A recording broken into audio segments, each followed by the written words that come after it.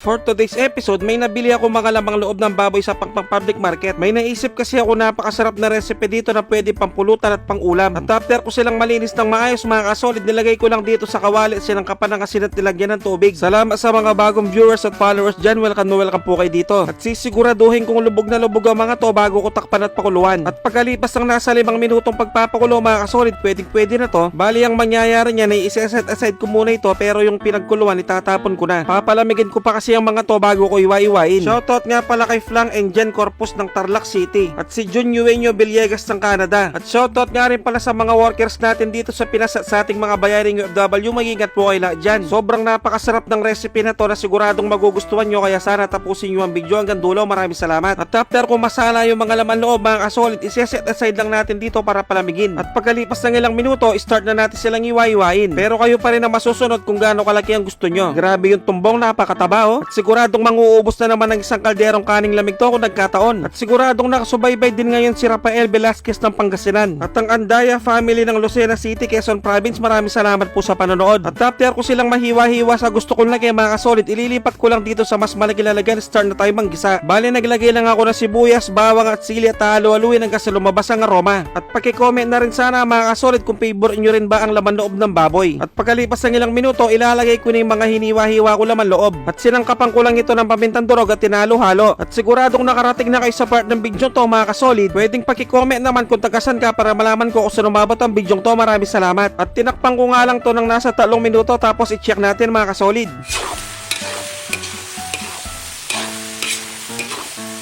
Grabe, napakabango, pero mas lalo pa nating pasasarapin to dahil sasakapan na natin ito ng toyo. At hahalu-haluin ko lang to hanggang sa manuot ang lasa. At the same time, hihintayin nating pumutok-putok. At saka naman natin lalagyan ng tubig dahil palalambutin pa natin to mga kasolid.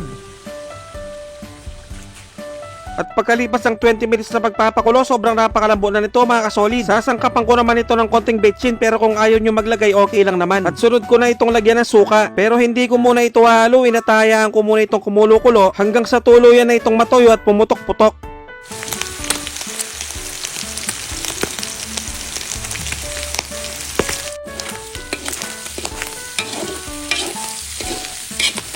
At dahil luto na ang aking napakasarap at napakasolid na adobong tuyo na laman loob ng baboy, magpi-plating na tayo. At syempre dito na tayo sa pinaka-exciting part, ang tikiman time. Yun no, kakamayin ko na to at tunayin ko na yung tumbong. Kain po tayo mga kasolid.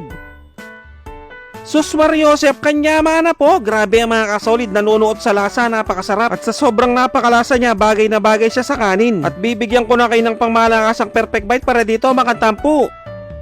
Taksya po, nakalasa ng kalasa. At kung siyempong hating gabi nyo naman napanood to mga kasolid, mag-automatic pansit kanto na lang kayo mga bossing. Dapat yung spicy ha. At siguradong natatakam din ngayon si Vince Umipig ng Saudi Arabia. At pinapa-shoutout niya rin ng Umipig family ng Tarlac City. Maraming salamat po sa panonood. At syempre kung mahilig kang tumagay, bagay na bagay to pampulutan. Maraming salamat sa mga walang sawang sumusuporta at sumusubaybay sa aking mga video. At sa mga walang sawang nagsishare, maraming salamat. Napakasolid nyo. Sobrang na-appreciate ko kayo lahat. Magkita-kita ulit tayo next episode. I-try nyo na ang ganitong kasarap na recipe. Maraming salamat sa panonood. Mag-ingat ang lahat, basta Kapampangan manyaman.